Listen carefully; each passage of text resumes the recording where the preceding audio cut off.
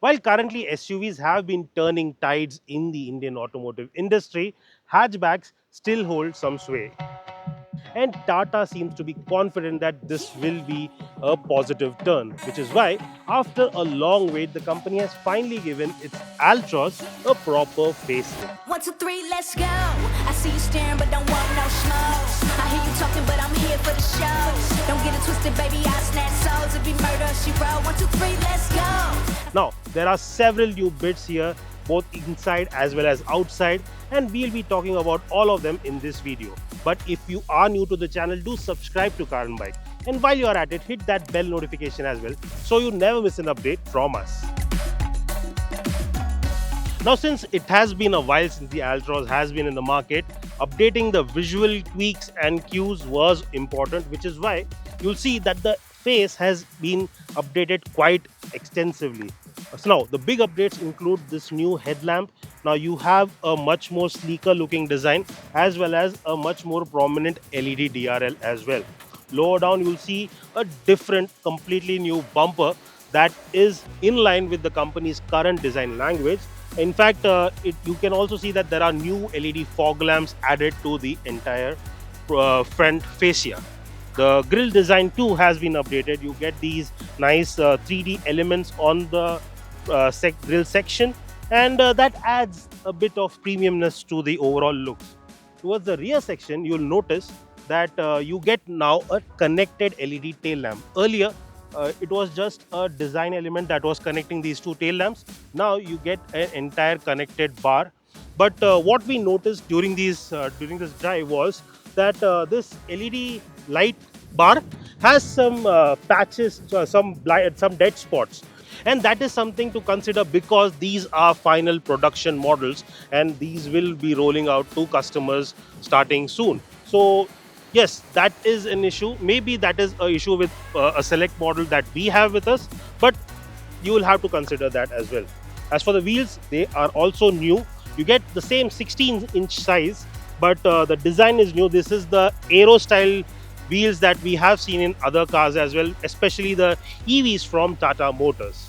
Now, coming to, as we are at the rear section of the car, let's talk about boot space as well. The Altroz has always been the segment best when it comes to boot space, offering you 345 liters of luggage capacity. Now that is true for that diesel car. Yes, that is the diesel one, but this is this CNG model, and it gets a reduced boot space, but still it is quite decent. That is a 210 liters of luggage capacity.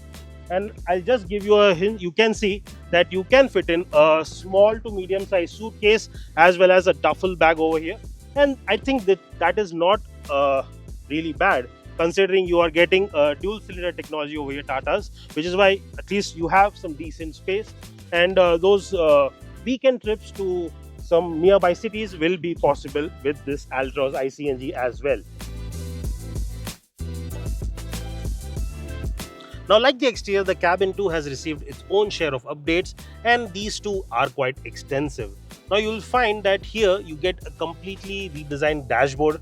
Now, these are designed in a very nice 3D pattern, so you have different levels over here and different textures for each of these elements. Now, the upper part is like quite a hard plastic, but you have this nice satin finish for inserts added to it, and more around the center part as well. Now, one new addition to the dashboard is that in this top of the line model, you get ambient lighting as well. Now, these are mood lighting, that is what Tata calls them, and you can adjust them as well. The big update though is the touchscreen unit. Yes, it is a 10.25-inch touchscreen unit which has been taken from the Nexon, and yes, you get the same apps, you get the same interface, you get the same UI. So all those bits, including wireless Android Auto and Apple CarPlay, which were earlier missing in the initial Altroz, but yes, you get them now, an update with the touchscreen. You also get a touch sensitive capacitive button panel, which we have been seeing in a lot of Tata cars. Now, I am not a big fan of this feature, but it seems like customer like it, which is why the company is still offering it with all its new models. And let us know in the comments if it is something that you like and you want to see in Tata cars and other cars as well, or do you, like me, also hate them. Anyway, you get a ton of features here. So you have automatic climate control, you get different levels of settings as well, and along with that you also get an eco mode. One big addition, 360-degree view cameras, and that is a lifesaver. And I particularly like the 360-degree view cameras of Tata Motors, and that is something you have it here. One thing I don't like is the fact that the blind spot monitor, yes, this gets the blind spot monitor, and I appreciate that feature, but it takes over the entire display, which I have spoken about in my previous Tata videos as well. It takes over the entire screen, and that is something I don't like, but you can turn it off. However, like the Curve EV, here too you can customize the blind spot monitor view to appear either on the infotainment screen or the driver instrument cluster. However, this setting is only offered with the top spec model, which gets the 10.25-inch TFT driver cluster. New addition again is the new steering wheel. This is the illuminated Tata steering wheel, the 2-spoke unit with some capacitive buttons again. But you also let us know, what do you think about the steering? I am not a big fan of this either. But yes, a lot of people like them, and which is why the company is still offering it. And the cluster too has changed. You get an 8-inch color display with dials on either end. Now, if you buy the top of the line Accomplished Plus S, which is only available with the petrol DCA unit, then you get a fully digital cluster. But the one Accomplished S, which is the one that I am driving right now, only comes with a part digital, an 8-inch screen with dials on either end. That is the same case for the CNG model as well. This of course is the diesel, so you have that manual gearbox and a nicely designed center console. You have the wireless phone charger over here.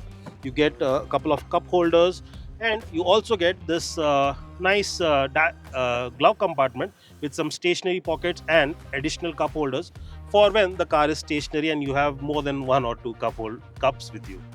Now, the seats too have changed. You get fabric seats, but the bolstering has changed. It's more comfortable. Cushioning is nice. I did find them more comfortable, and the under thigh support has been extended both for the front seats as well as the rear seats. One thing I missed though is that even in this top of the line model you do not get leatherette seats, and that is a miss. I feel the company could have offered that. A couple of other features that the company could have offered to elevate the Altroz compared to its rivals is offering ventilated seats. That would have been a very nice addition. The Punch EV gets it. I know Punch EV is slightly priced higher, but still, if the company had brought that to this segment, it would have been a nice addition. Then again, an electric sunroof is available. No panoramic sunroof, but yes, this is available, and it comes with voice assistant. So you can give it a command like, "Hey Tata, open sunroof."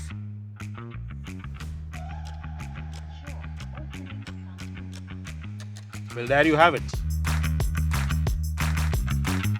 One new addition that I forgot to mention earlier is now you get flush fitted door handles on the Tata Altroz, but this is only for the front 2 doors. At the rear you still get that hidden door handle which is at the seat pillar. Now this is something that a lot of people don't like. I am okay with it, but what do you think about it? Let us know in the comments. But let's go onto the rear seat and find out what's there.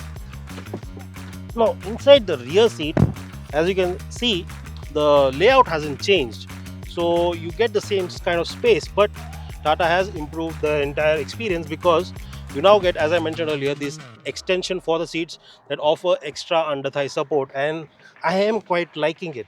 And this is set to my driving position. I am 5 feet 9 inches tall, and you can see that I have enough knee room, good amount of leg room. In fact, I can keep my legs underneath the seat, so there is space for that. So it is a comfortable seating, and while I feel you also get a lowered transmission tunnel, so which is why average size 3 adults can sit here, but it will be a tight squeeze, better for 2 adults and maybe a kid at the center. You also get this foldable armrest with cup holders, which is a nice addition. This has been in the Altroz before too, and you still get it. But one thing that I like is you get 65 watt fast charging USB, which is a Type C unit, and there's one ahead as well. So that is a new addition, and it is a nice feature to keep your devices charged. You also get adjustable headrest for the passenger sitting on either end of the seat, but you do get three-pointed seat belts for all three passengers. In terms of safety, not much has changed. You still get 6 airbags, ABS with EBD, ISOFIX, and 3-pointed seat belts for all occupants, and rear parking sensors are too standard. Go higher up the variant list and you get features like rear parking camera, rear defogger, rain sensing wipers, and anti-glare inside rear view mirror. 360-degree view cameras are offered from creative and higher variants.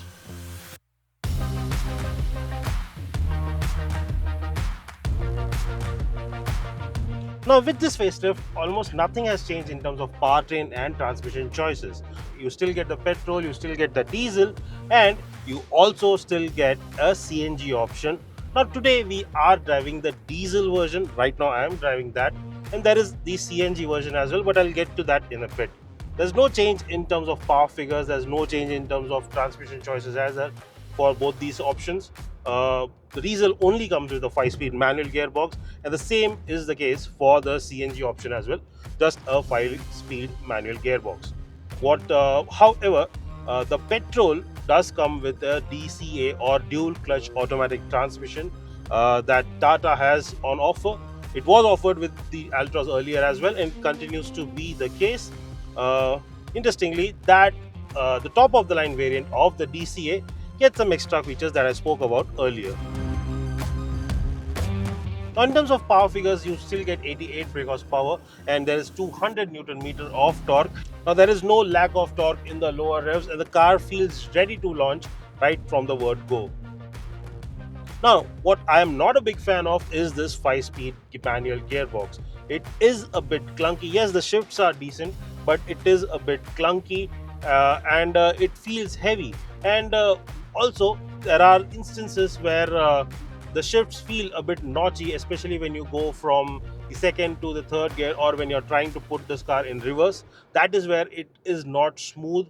I feel Tata should be working on improving their manual gearboxes. However, if you're not picking the diesel and you're going for the petrol, you do have the option for an AMT and a DCA. So yes, that will make life a bit easy. Now, we did not get to drive the petrol DCA, however, I did get to experience the Altroz iCNG. It is the same 1.2 litre 3-cylinder motor that makes 87 brake horsepower and 115 Newton meter of peak torque. But in CNG mode, output drops to 74 brake horsepower and 103 Newton meters. Now, on paper the difference is evident, but frankly you do not feel much of a difference under sedate driving. Try to rush things and accelerate, only then will the CNG feel slow. The engine gradually builds speed, and it is only past 3000 rpm that it starts feeling alive. Essentially, it takes time to build up speed, so you will need to plan your overtakes. My colleague Bilal also managed to test the fuel efficiency of the Altroz CNG during the drive, and you can watch the full video on the experience on Carandbike Hindi. Now, in terms of how the Altroz behaves on the road, I have always been a fan of this car's on-road dynamics and ride quality, and that continues to be the case. In fact, I feel that the ride quality on this particular car has been improved slightly. It feels slightly plusher, it feels slightly more pliant, and Tata hasn't said that it has worked upon the suspension. In fact, the company hasn't claimed any such doing. But I still feel that compared to the previous car, this feels a bit nicer, and that is certainly a good thing. It takes on the speed bumps and those undulations on the road a bit more nicely. Less amount of jerks and harshness seeps into the cabin, and that overall improves your driving experience. It also handles really nicely around a corner. If you are taking it a bit too aggressively or doing triple digit number, it feels stable, it feels planted, and it feels quite composed, and that is something that improves your confidence as well while you're driving a car. But what could have been better is the steering feel. It is still a bit off. Yes, there is a heft to it, but it feels a bit inconsistent sometimes, and yes, I would have also liked a bit more feedback from it, which is slightly wooden at the moment. Now, another thing I wish Tata had offered with the Altroz was adjustability for both reach and height with the steering wheel. At the moment, like before, it can only be adjusted for height. There is no reach adjustment, and that would have certainly improved the driving experience of the Altroz. But yes, I think I am nitpicking at this moment. So overall, in terms of drive feel, ergonomics, and drivability, the Altroz was nice earlier, and it continues to be that way. So the prices for the Altroz start at 6,89,000 rupees and go up to 11,49,000 rupees, and that is for the top of the line Accomplished Plus S variant, which gets the petrol DCA and the digital cluster. Now, compared to the previous Altroz, the prices have increased in the ballpark of 25,000 to 50,000 rupees, and I think that is a decent premium when you see the number of features you are getting with the car.